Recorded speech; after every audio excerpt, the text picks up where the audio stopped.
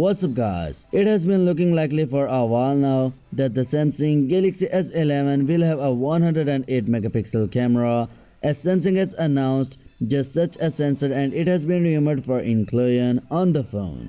But a new rumor suggests that Samsung will actually use a different, currently unknown 108 megapixel piece of tech. That's according to the Ice Universe, a prolific tipster and the leakster who wrote on Twitter that there's a high probability Samsung will use a new 108 megapixel sensor.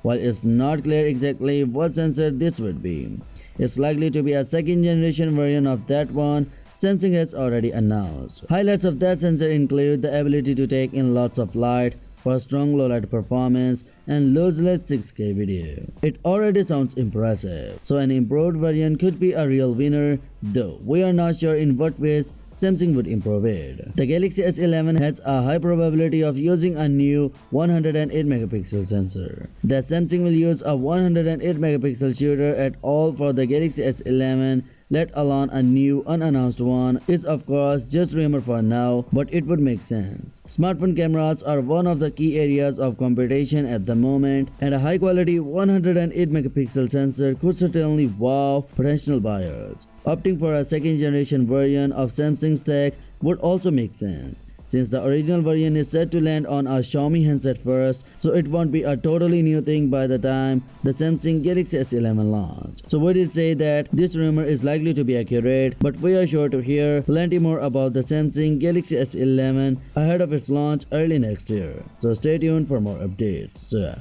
that's it for today. Now what's your thoughts on this? Let me know your thoughts in the comment section below, and yeah, smash the subscribe button and press the bell icon for more latest news, and as always I will catch you tomorrow in the next one. Peace out.